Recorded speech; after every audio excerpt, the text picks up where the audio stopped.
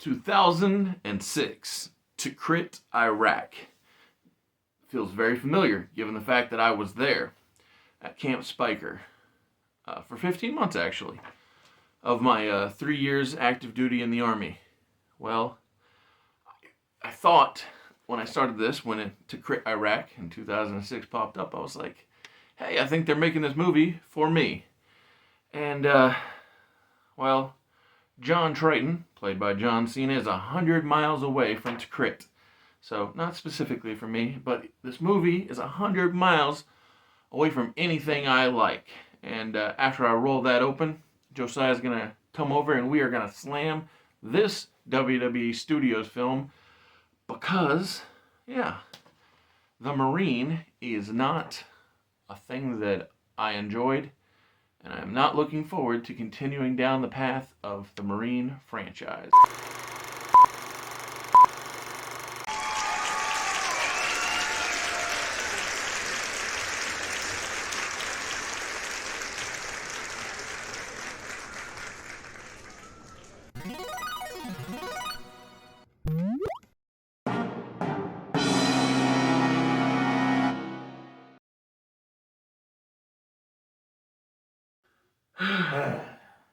So I know you didn't want to do this. Nah. And I wish that I would have taken your advice. Uh-huh. Because, yeah, the whole thing. So I wrote multiple times. I wrote a bunch of notes. And I wrote multiple times about how this movie is cheesy, right? But it's not that. Not good cheese. It's not that fresh and delicious one. No, it's that old, rotten, moldy, nasty cheese. And the cheese that you open the fridge and you're like, I smell something. What is this? It shouldn't be there. Yeah. I don't even know where to truly begin with this movie. Well, I'll say in my beginnings, right, is that there are some pretty aspects, especially when we're at the Marine base in Germany. The visuals of the landscapes and the buildings and the stuff, it's good looking. Mm-hmm. And I did say throughout, a few times actually, that had this been a comic, right, where you don't have terrible music because the music is terrible throughout. Yeah. And like you don't hear the unnatural spoken word, and all you got was the written word and some pretty pictures. I might have liked it better if it was a comic because, you know, lots of things are bad. I'm about to say, visually, yeah, I agree with you. Like, the setting looked really good. Mm-hmm. And I think that's the only positive thing I have to say for this movie, actually. Yeah. I legitimately said so far the only positive I can come up with is that it shows pretty pictures. And it stayed that way because a lot of the story just stunk. Mm-hmm. So the basic story is this. John Triton, played by John Cena. Wow. Real creative with the first name. Oh, don't worry. We get some more uncreativeness later when we meet Manu Bennett playing Bennett. Way to go, guys. You're so good at this. And I actually like Manu Bennett. He plays a Deathstroke in the Arrow TV show. Right. Yeah, he did a phenomenal job. Yeah. Pretty sure he was in Spartan as well. Was he? I think, was it Spartan? Something like that. He was in a show of that nature. It might not have been called Spartan. Whatever. It doesn't matter. Manu Bennett, good actor. Good actor. John Cena eventually got there. It just, he ain't there right now. He clearly is not playing the roles that we are now familiar with him doing good at. Exactly. Such as Peacemaker. I was a huge fan of that. Well, would you say you like the Marine more than Peacemaker? I would say that. So, I like the Marine better than I do Peacemaker. And the reason being is I am behind, or I can get behind John Triton, whereas I can't get behind Peacemaker. You find him a little bit more relatable than Peacemaker himself. Oh, well, like I said, I feel like in the opening scenes, I was like, oh, I think you're trying to make this movie for me, guys. You have that experience. Yeah, because I had I was at the place and at the time, and I was like, oh, you guys are looking out for me. Yeah. And then, like I said, the execution. Then, the movie happened. Then the movie happened, and it's like, oh, well, it turns out you don't care about me at all. Yeah. Yeah, me personally, so I know you hate Peacemaker with a passion. Of course. Like, I think Cena's acting was better in Peacemaker than it was I'm not saying movie. It acting wise. Yeah. I can't even pretend like the acting in this is good. Yeah. But I just don't like the characterizations in Peacemaker. Right. Thus, it's hard for me to get behind the people in that. Fair enough. My point being, though, you can see improvement. Oh, yeah. It's like night and day. Just looking at that role specifically. Yes. Yeah. Obviously, he has a ton of other things I could pull from, but it's fresh in my mind because we just talked about it the other day. Yeah. Yeah. And surprisingly enough, you actually rewatched Peacemaker, whereas I couldn't imagine that as, something to be done. But yes, so like I said, the story of this is basically, and actually it's more than basically. It's so the story is basically John disobeys a lawful order, and so they kick him out. Dishonorably discharged. Well, they don't explicitly say dishonorably, but no, they not. No, they don't. Okay, they don't explicitly say dishonorably, but so I'm assuming that it was probably a other than honorable, which is just like go home, go away. Because you basically got to do some big time heinous stuff to get dishonorable. Oh, okay. Yeah, so it's just disobeying a direct order doesn't fall in line to that. Like usually you got to be like Super Murder City kind of stuff. Okay, you know what I'm saying? Like, got it. Like as you can see, I have no. You're good, dude. Military but like I know a lot of people who broke a lot of rules and did a lot of things, and they would just get like a go home. Shoot. Yeah, shoo. Gotcha. Just because dishonorable is a big deal, and so there's like here, just do the new so like there's levels to this. Oh yeah, so it's honorable if you're fine, dishonorable if you're heinous, and it's other than honorable if you're just go away. Okay. Gotcha. But anyway, they don't specify. It's fine, and because he doesn't have like prison time, if he was in prison, then he 100% got a dishonorable discharge. Got it. No Leavenworth, so he just got sent home. But like I said, the basic premise is super soldier goes super soldier and doesn't do what he's told, and they said, you're being too good. I mean, not soldier, marine, super marine. There we go. Super marine is extra super marine, and so you got to go home. And so with that, he goes and he becomes a security guard. And I'm like, I don't like John Triton the Marine. I don't like John Triton the security guard, because in both cases, John's problem, Triton, is that he thinks he knows best. Right? If this was a reality show, it'd be called Triton Knows Best, like Triton Hogan knows best in his old reality show. And boy, did he not. But yeah, so Triton, treats his partner, who has experience, I think he said 7 years of experience in security, like he's less than him. And on his first day on the job, I literally wrote a note saying, I think he's going to get fired today, before the day even began, because of how Triton seemed to be behaving.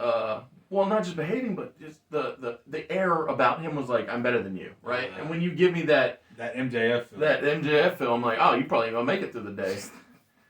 But yeah, so yeah, like I said, if this was a comic, right, and everything was visual only, or visuals or words and pictures. If it's just words and pictures, such as these pictures. and then you can read the words and hear them how you'd like, and then you see the pretty pictures, then maybe it would have been better. But there was just so many bad things of delivery with the entire movie. Yeah. So even actors who I like Robert Patrick from whether it's Terminator 2 or Scorpion, the TV show, X-Files, I like him a lot. I think he's a great actor, but then he's working with such bad material that I'm like, oh, it's a struggle. You can only do so much to... Yeah, when you got so little to work with. Yeah, I'm about to say, yeah. Like, you can have the greatest actor in the world, but if they don't have, like, a script to work with, like, they can only do so much. And like I said, same thing with Manu Bennett, who was an underling of Robert Patrick. Mm-hmm. And there were so many weird and seemingly pointless twists. Like, so when Robert Patrick and his crew show up to get these diamonds, right? Yeah. So there is a double Inside Man storyline where the hostage that Robert Patrick takes is actually on his side, and then when he gets inside the vault, the security guard who's on the inside of the vault, because the woman he was using as the hostage was on his side, he gets on the inside, he's on their side too, and it's like, why did we do this? Why did we fake have a hostage just to fake get inside? And then the extra stupid part about it was Robert Patrick then kills the inside man, one of the two inside men, And then his whole dang crew, like his whole crew, this one dude's such a hothead that he comes out and he just starts shooting his gun when they come out after robbing the bank. And my immediate thought was, there's no way they actually hired this guy. Like, there's no way. Oh, yeah, exactly. There's no realistic way, like, you didn't already know what his personality was right. going into this and say, yes, this is the guy I want for my heist. And then when they're on the run, right, we're at a gas station, and a cop just is making small talk with the lead guy. Yeah. The hothead comes and shoots the cop, and it's like, sure, that's genius, guys. Yeah. And at this point, that's when Cena, who now has been fired from 2 jobs, top tier. he's inside the gas station, and he comes out, and the bad guys, after one kills a cop, they steal a car with Cena's wife, and Cena, or Triton, whatever, John, we'll just call him John. John gets on John gets on the radio and says, these guys, they stole they kidnapped my wife, and he didn't specifically say this, but he's like, I'm going after him. And I'm just like, real quick. Yes. So we've watched probably, I want to say 4 or 5 WWE studio films. Correct. Yeah. And I believe in at least 3 or 4 of them, someone's wife has been stolen. Okay. 100%. John's wife in 12 rounds was taken. Yes. Randy's wife wasn't taken. Not taken. In 2. Okay. So it's just 1 out of 4. Now it's 2 out of 5. Because Scorpion King don't have a wife. Right. So 12 rounds, John's wife gets taken. 12 rounds 2. Randy's wife stays home. John Moxley doesn't have a wife in 12 rounds 3 in this one. So it's 2 out of 5. Swear to God, someone got kidnapped in 3 though. Well, I mean, technically, John Moxley himself was on lockdown maybe that's what I'm in the police station. Right. My point is, someone gets taken and someone else to save them is. It's a very simple formula for these things, and I hope you don't get tired of it because we're going into the Marine franchise. Yeah, so that's all. And so we're gonna get repetitive quick. Yeah, especially with Mike the Miz and fucking my bad. And DiBiase. So like I said, it's tiresome, it's frustrating, and it's irritating, and it drags. It does drag, but here's what I think would have saved the entire movie. Not doing it would have saved the entire movie. No. So here's what would have saved the franchise. Yeah. If the Marine franchise was based around the Marines feeding a Marine, specifically John Triton, a special don't get hurt juice, right? Super soldier serum, but for the Marines, not the Army this time. Right. And so why I think this is important is because the movie itself calls out John Triton as, oh, he's the Terminator. Now, this is meant to be a joke because one of the henchmen say it to Robert Patrick, who played a Terminator. And so then everyone got a little tee-hee. They little tee-hee, wink and nod, hey, look what we're doing here, right? Yeah, we're so clever. Great. But here's the other thing. So, yes, that's what they intended, but here's why I say he should have been fed a super soldier serum, and the reason why is because the thing that always sticks out to me about this franchise is John Cena, John Triton, steals a cop boat, rides it up onto land, hops onto a semi-tractor trailer cab, gets driven through 2 buildings, and comes out without a scratch on. Yep. And that was... I didn't think he was bleeding. There was no blood. There was no scratch. Oh, he has 1 scratch under his eye. I do apologize. After getting driven through 2 buildings. Yep. So that's what bothers me about it, is because I was like, come on now, this is ridiculous. Now, if you would have introduced the MacGuffin of a super soldier serum, a special thing to explain this away, then fine. But no, we're trying to play it straight. They pretty much just use Fast and Furious rules. This is pretty much just Dominic Toretto, like, all right, I'm just gonna somehow pull a tractor trailer out of the sky. So here's the thing. So if his name would have not been John Triton, but it would have been John Toretto. Well, what is Cena's shoot name or working name in Fast and Furious? You remember? Or you've not gone there? Or you just went to Fast 10 in theaters? Yeah. He just hit up his brother. He said, "Hey brother, go watch." Yeah, I want to say somebody. His name's Jacob. Jacob, thank you. If his name instead of John Triton was Jacob Toretto, and the Marine was quietly an origin story for his brother who ran off when their pops passed. Yeah, that would have made perfect sense. I would have been totally with it because the logic would have been just as sound as the Fast franchise. Yeah, when this came out, when Fast and Furious The first Fast and Furious, I believe, came out in the year 2000. Oh, okay, cool. Yeah, it would have been perfect. And so now, granted, that's not legit, but I think that had this been a secret origin story of Dom's brother that no one knew about, because the reason that we didn't know is because he went and joined the Marines, right? Yeah, right. It makes perfect sense. Got discharged, so obviously he had to come back. 2001. 2001. Okay, so yeah, I knew it was in the ballpark. Yeah.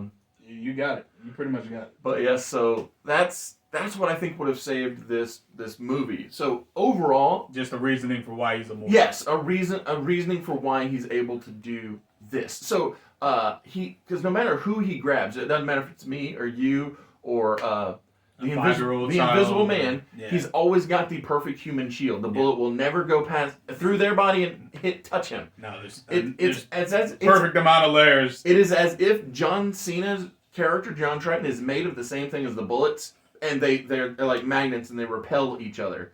That's how much John Triton and bullets don't get together. And here's the thing, I get it. I'm not gonna go to a movie and I know the protagonist, unless it is central to the story, is not going to get killed. Oh sure. I'm not bugging about that. Yeah. I don't want. I just want to suspend my disbelief enough to be like, okay, this could actually happen to a real life human, and okay, it's kind of BS that he survived, but at least if he looks hurt. Have you ever watched Die Hard? Yeah.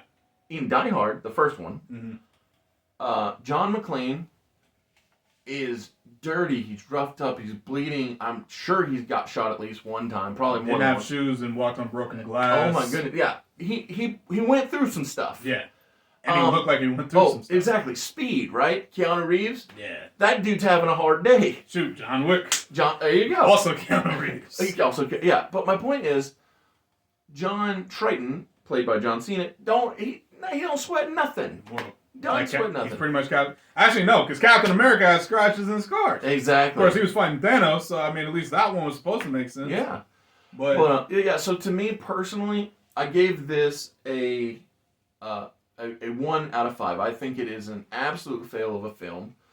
The only reason I don't give it the trash 0 is because, from my memory, the franchise gets worse. And so if you start at a 0, it's hard to go lower.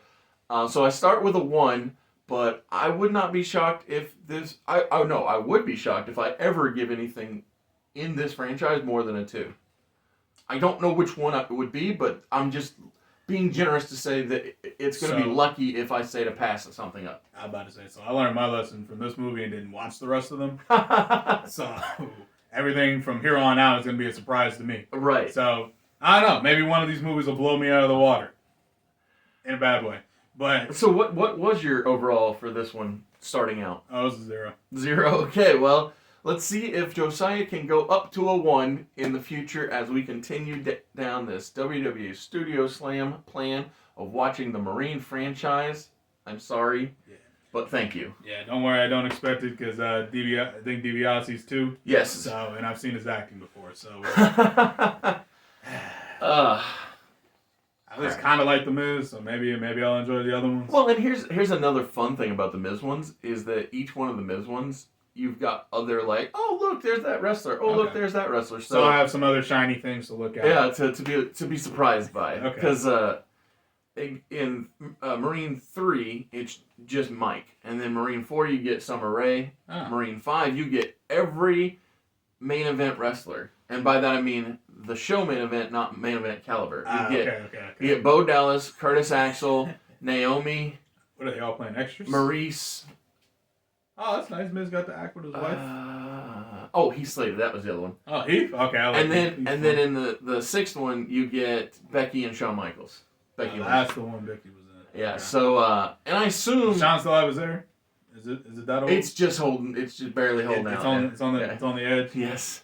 But like I said, that at least gives you something to look forward to. Yeah. But it's gonna be hard. Cool. Only 6 movies away. Great. 5. 1 down, 5 to go. I'm sorry, but thank you.